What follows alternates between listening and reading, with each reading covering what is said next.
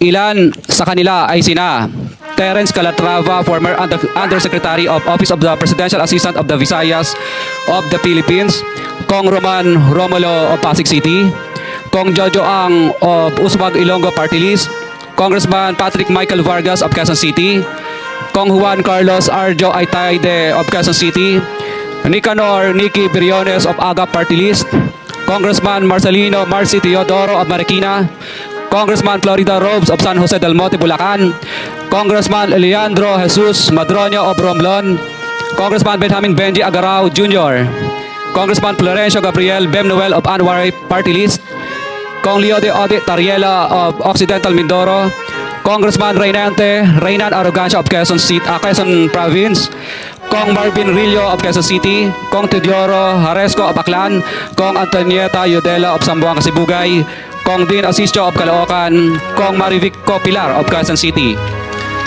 21. Mayroon ding mga kinatawa ng ilang politiko na nakikipagtakbo sa amin upang manghingi ng porsyento kapalit ng mga porsyento ng mga proyekto. Ang mga porsyentong ito ay 25% ay ipinipilit sa amin bilang karaniwang kalakaran na wala akong kakainang tanggihan. Ilan sa kanila ay sina Regional Director Eduardo Virgilio of DPWH Region 5, Director Ramon Ariola III of Unified Management UPMO, District Engineer Henry Alcantara, DPWH Bulacan 1st, Undersecretary Robert Bernardo, District Engineer Aristotle Ramos of DPWH Metro 1st, Pasig City, District Engineer Manny Bulusan of DPWH North, Manila Deo, District Engineer Edgardo Sipingol of DPWH Bulacan Subdeo, District Engineer Michael Rosaria of DPWH Quezon 2nd Deo. Karamihan sa mga kawani ng DPWH na nabanggit sa itaas ay paulit-ulit na binabanggit ang delivery ng pera ay para sa kaisaldico na dapat at least 25%. Si Kong Marvin Rillo naman ay ilang beses na binabanggit ang pangalan ni Speaker Martin Romualdez bilang kanyang malapit na kaibigan. 25. Sa tuwing umiinom kami sa Wine Story, sa BGC at sa Shangri-La Mall, sinasabi pa ni Kong Rillo na lahat ng kanyang request para sa pondo ay galing pa mismo sa unprogrammed funds at insertion na inaaprubahan ni Speaker. Ang tao ni Marvin Rillo na si Bogs Magalong ang pumupunta sa amin para kunin ang pera sa aming opisina o sa Wine Story. Si Kong Jojo Ang naman, lagi ring binabanggit sa lahat ng project sa kanya ay papondo ni Speaker at ni Saldico. Mataas ang hinihingi sa project, dagdag pa niya, hindi naman lahat ng pera ay para sa kanya, kundi para kay Speaker at kay Saldico.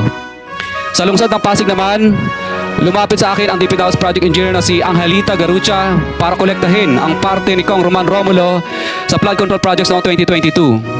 Number 28. Pagdating ng 2025, si District Engineer Aristotle Ramos ang sumunod na nagpakilala na bagman ni Kong Roman Romulo kung saan 30% ang kanyang hiningi ay para kay Kong Roman Romulo. Sinabihan ko kay D.E. Ramos na masyado namang mataas, ngunit sinabi niya na walang magagawa dito dahil pondo ito galing sa unprogrammed funds at insertion galing sa taas. Sa ilang pagkakataon, ang mga politiko na personal na inabutan ng halaga ayon sa hinihingin nilang porsyento mula sa proyekto. Ang pagbabayad na ito ay hindi naman kagustuhan kundi isang hakbang na ginawa namin dahil sa matinding panggigipit.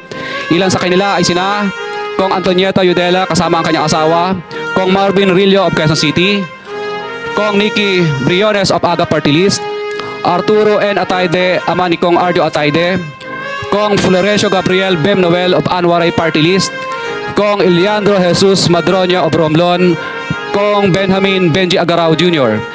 Bagamat naging matinding pagsubok ang kabawasan ng pondo na nakalaan sa proyekto, pilit at matapat naming sinusunod ang bawat spesifikasyon na nakasaad sa Program of Works na nakasaad sa proyekto ng DPWH.